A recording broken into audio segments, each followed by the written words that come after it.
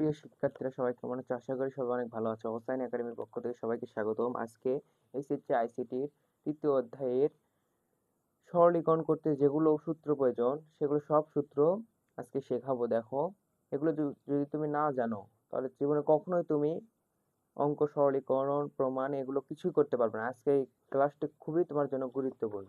সবাই বোর্ডের দিকে তাকাও। দেখো, মৌলিক উপপাদ্য আছে কয়েকটা। a plus zero equal to হচ্ছে a plus one equal to হচ্ছে one, a plus a equal to হচ্ছে a plus a not equal to হচ্ছে ওয়ান। a ইন্টু a গুণ করলে a হয়, a into one equal to হচ্ছে a into a not equal to হচ্ছে zero, আবার a into zero equal to হচ্ছে zero. তারপর আছে বিনিময় উপপাদ্য।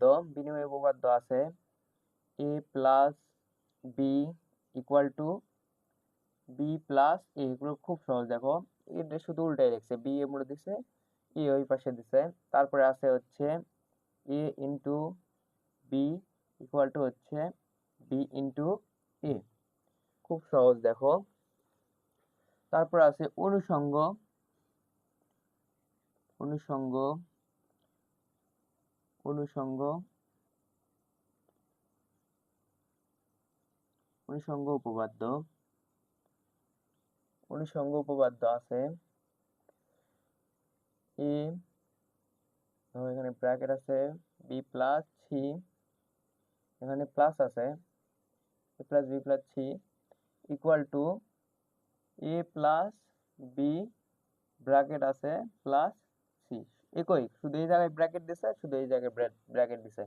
তারপরে আছে দেখো এ, এখানে ইন্টু বি ইন্টু সি, এখানে এরপর ব্র্যাকেট, পরে আছে এ ইন্টু বি, এখানে শুধু ব্র্যাকেট ইন্টু সি। এটা হচ্ছে অনুষঙ্গ উপপাদ্য। তারপরে আছে দেখো সহায়ক উপপাদ্য আছে। সহায়ক উপপাদ্য,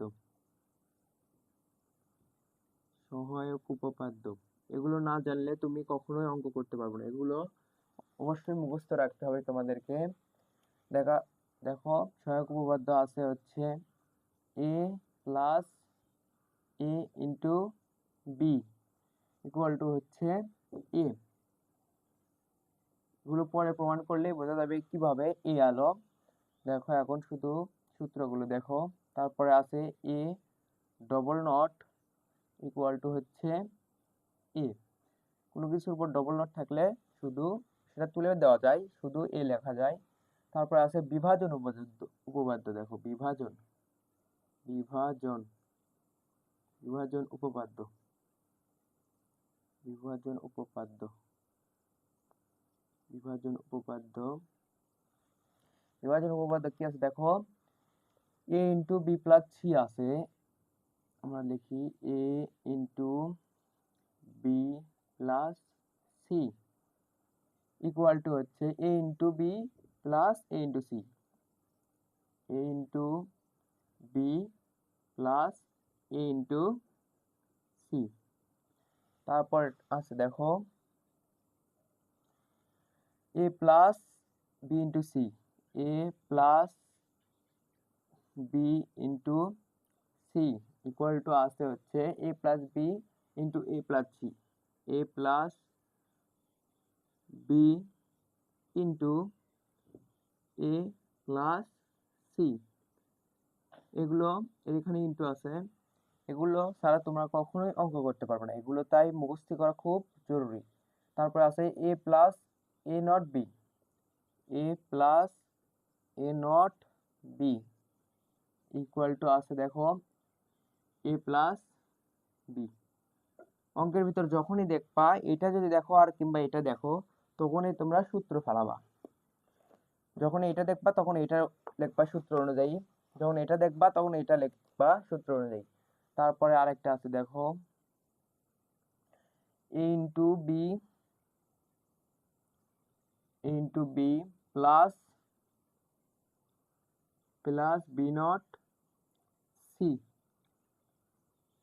প্লাস বিসি ইকুয়াল টু আছে হচ্ছে দেখো A into B A into B plus C, এ কয়টা হচ্ছে বিভাজন উপপাদ্য। তারপরে আর একটা আছে হচ্ছে ডি মর্গানের উপপাদ্য, ডি মর্গানের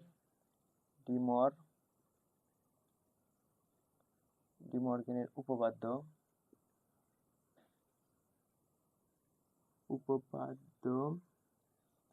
ডি মর্গানের উপপাদ্য আছে দেখো দুইটি, A plus B whole not A plus B,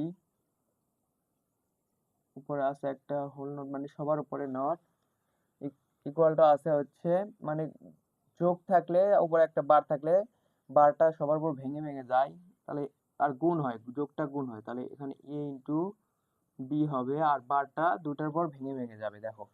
তারপর 2 নাম্বার আর একটা আছে,